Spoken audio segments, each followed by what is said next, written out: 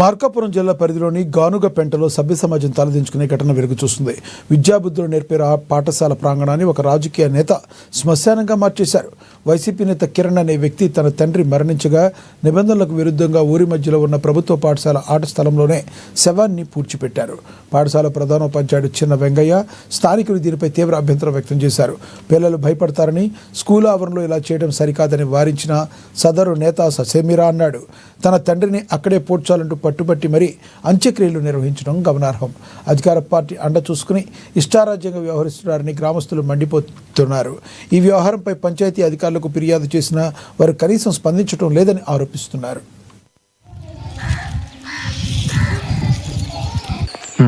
మా చోటు మేము పెట్టుకుంటాము అన్న వాళ్ళ చోటు అయితే వాళ్ళకు స్థలాలు అక్కడ ఇచ్చిండ్రుగా, కొత్త చోట్లే కదా, అక్కడ ఇస్తే అక్కడ కట్టుకుంటారు. ఇక్కడ ఏముంది, ఇక్కడ బడిపోతామని మేము తీర్చుని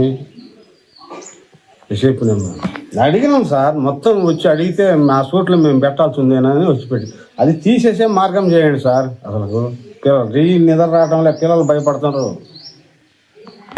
అది మండలము గానుమకంట, ఇక్కడ స్కూల్ ఉంది. స్కూల్ దగ్గర ఇళ్ళు ఉన్నాయి.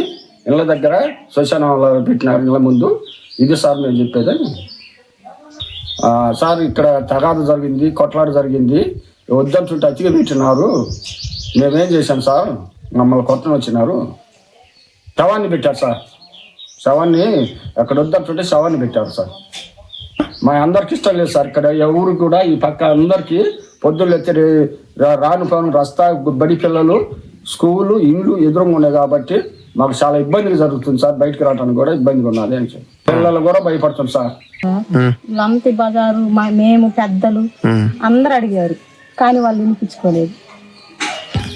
అంటే మాది ఇది అంటే అప్పుడు పార్టీలు ఉన్నాయంట కదా సార్, అందువల్ల ఇది మాది, మేము పెట్టుకుంటాం మా స్థలంలో అని వాళ్ళు వ్యతిరేకించారు సార్. అందరికి చెప్పాను సార్, బడికి ఇబ్బంది కదా, చిన్నపిల్లలు ఉన్నారు కదా, మరి వాళ్ళు ఇబ్బంది పడతారు కదా అని అంటే, మేము ఏమన్నా చేసుకోండి, మాకు సంబంధం లేదు, మా ఇల్లు